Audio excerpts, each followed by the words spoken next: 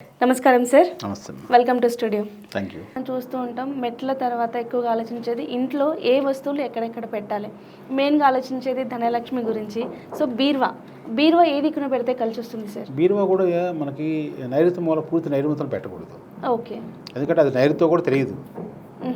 అందుకని మనకి దక్షిణ పక్క వచ్చేసరికి మనకి ఉత్తరం వైపు చూస్తూ ఉండాలి, లేదా పడమర వైపు పెట్టుకుంటేనే తూర్పు వైపు చూస్తూ ఉండాలి. అలా పెట్టుకోవాలి. అలా కాకుండా కొంతమంది ఏం చేస్తారంటే బీరువాలు అనేది ఒకప్పుడు పెట్టుకుంటున్నారు. ఇప్పుడు మామూలుగా గోడలోని చిన్న చిన్న సెల్ఫులు తీసుకొని ఒక బాక్స్ లాగా పెట్టేసుకొని అలా పెట్టుకుంటున్నారు. అది వచ్చేసరికి పడమర వాయువులో ఒక చిన్న సెల్ఫ్ తయారు చేసుకొని దాంట్లో లాకర్ లాగా చేసేసుకొని అందులో పెట్టేసుకుంటే అది బాగుంటుంది. ఓకే. అలాగే ఇంటి యజమాని వచ్చేసి ఏ దిక్కున ఏ రూమ్లో ఉండాలి సార్? ఇంటి యజమాని అది ఆల్మోస్ట్ మనకు అందరూ తెలిసింది. ఇప్పుడు కొన్ని విషయాలు ఎలా ఉంటాయంటే ఈశాన్య మూల వాటర్ ఉండాలి, ఆగ్నేయ మూల పొయ్యి ఉండాలి, అలా తెలిసిపోతుందో అట్లా ఆగ్నేయ మనకి నైరుతి మూల ఇంటి యజమాని ఉండాలి. నైరుతి మూల బెడ్రూమ్ అనేది అతను ఎప్పుడు కూడా వేరే వాళ్ళ పిల్లలు ఉన్నారు, 2-3 పిల్లలు ఉన్నారని చెప్పేసి నైరుతి మూల వాళ్ళకి ఇచ్చేసి మిగతా ఆగ్నేయంలో వాయువులో అలా పడుకోకూడదు. యజమాని అనేవాడు నైరుతి మూలే పడుకోవాలి. అలా పిల్లలు మీరు అన్నారు, పిల్లలు ఏ సైడ్ పడుకోవాలి సార్? అదే పిల్లలు వచ్చేసరికి మ్యారేజ్ కాని వాళ్ళు అయితేనేమో ఈశాన్యంలో మనకు కొన్ని వెస్ట్ ఫేస్లు సౌత్ ఫేస్లు వచ్చేసరికి ఈశాన్యంలో కూడా బెడ్రూమ్ వస్తుంది. త్రిబుల్ బెడ్రూమ్ వచ్చినప్పుడు వస్తుంటుంది. మ్యారేజ్ కాకుండా ఉండే వాళ్ళు అయితే ఈశాన్య బెడ్రూమ్లో పడుకోవచ్చు. మ్యారేజ్ అయిన వాళ్ళు అయితే మాత్రం ఈశాన్య బెడ్రూమ్లో పడుకోకూడదు. ఎందుకంటే వాళ్ళకి భార్యాభర్తల మధ్య కొంచెం కలహాలు ఆడడానికి అవకాశం ఎక్కువగా ఉంది. వాళ్ళు వాయు మూల బెడ్రూమ్లో పడుకుంటే వాళ్ళ దాంపత్య జీవితం బాగుంటుంది. అయితే ఆ వాయు మూల కూడా వాస్తు ప్రకారం బాగుండాలి. లేకపోతే ఎక్కడైతే వాయు మూల దోషం ఉందో ఎక్కువగా భార్యాభర్తల మధ్య గొడవలు కానీ విడిపోవటం కానీ ఇవన్నీ వస్తున్నాయి అంటే అక్కడ ఆ వాయు మూల అనేది చెడిపోవటం మెయిన్ ప్రధాన కారణం. ఇది కూడా విన్నాం సార్. అంటే ఎక్కువగా కూడా చాలామంది కొత్త దంపతులు కొత్త ఇల్లు మారినప్పుడు అంటే మామూలుగా అప్పటి వరకు బాగుంటారు.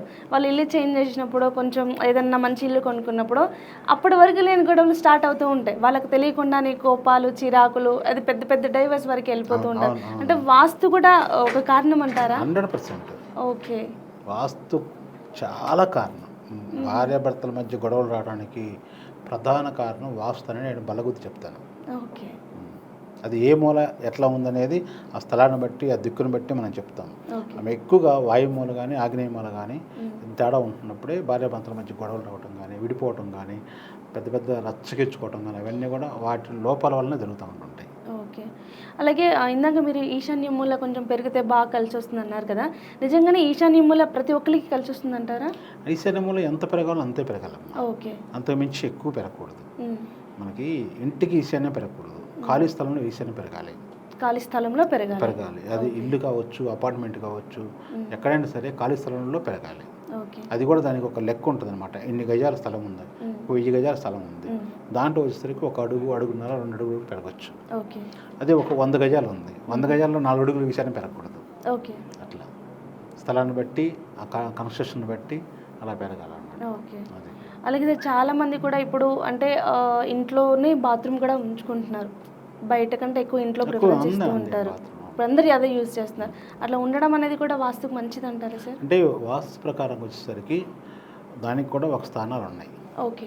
వాయు మూలలో వచ్చేసరికి బాత్రూమ్ పెట్టుకోవచ్చు, దక్షిణ భాగంలో పెట్టుకోవచ్చు, నైరుతి భాగంలో పెట్టుకోకూడదు. అది దక్షిణ నైరుతి కానీ పడమర నైరుతి కానీ అక్కడ మనకి బాత్రూమ్లు ఉండకూడదు. మెయిన్ ఏంటంటే నైరుతి బెడ్రూమ్లో నైరుతి మూల బాత్రూమ్ ఉండకూడదు. చాలామంది చేస్తున్న తప్పు ఏంటంటే నైరుతి మూల పక్కన పడి ఉంటుందని చెప్పేసి ఆ మూల బాత్రూమ్ పెట్టేస్తున్నారు. ఆ ప్లేస్లో ఉండకూడదు. ప్లస్ మళ్ళీ ఇంకోటి ఏంటంటే ఉత్తర భాగంలో ఉండకూడదు, తూర్పు భాగంలో ఉండకూడదు. ప్లస్ పూజ గదికి ఆనుకొని కానీ, పూజ గదికి ఎదురు కానీ, పూజ గదికి పక్కన కానీ ఎక్కడ కూడా పూజ గది దగ్గరలో ఉండకూడదు. అది కొంతమంది ఇంట్లో మేము చూస్తుంటాం సార్, ఓపెన్ చేయగానే ఫస్ట్ బాత్రూమే కనిపిస్తూ ఉంటుంది. అంటే అది తక్కువగా జరుగుతూ ఉంటుంటుంది. ఎదురు కనిపిస్తుంటుంది. మనకి ఎప్పుడైతే మెయిన్ ప్రధాన ద్వారం ఉందో ఆ ముఖ ద్వారం ఎదురుగా ఇంకో బెడ్రూమ్ ఏదో ఉంటుంది, హాల్ ఏదో ఉంటుంది, దానికి వెనకమాలో వచ్చేసరికి బాత్రూమ్ కనిపిస్తూ ఉంటుంది. అది అలాగే సార్ కొంతమంది ఇళ్ళల్లో మెయిన్ పిల్లర్ వచ్చేసి మనం హాల్ మధ్యలో ఉంటుంది. ఆ పిల్లర్స్ అనేది అలా ఉండొచ్చు అంటారా? పిల్లర్స్ అంటే ఉండొచ్చు, కానీ అది మనకి బ్రహ్మస్థానంలో పడకూడదు. బ్రహ్మస్థానంలో పిల్లర్ కానీ, ఏ కన్స్ట్రక్షన్ కానీ, ఏ వస్తువులు కానీ అది పడకూడదు.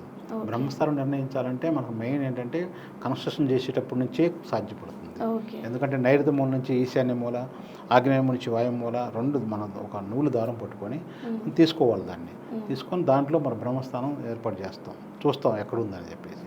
ఆల్రెడీ కన్స్ట్రక్షన్ అయిపోయిన తర్వాత గోడలు అడ్డు వస్తుంటాయి, అటు ఇటు పెట్టేస్తూ ఉంటుంటారు. ఇవన్నీ మనకి రాదు, ఆ లైన్ రాదు, బ్రహ్మస్థానం కనుక్కోవడానికి లైన్ రాదు. ఓకే. మీరు చెప్పినట్టుగా పిల్లర్ అనేది బ్రహ్మస్థానంలో పడకుండా ఉంటే పర్వాలేదు, ఇబ్బంది లేదు. అది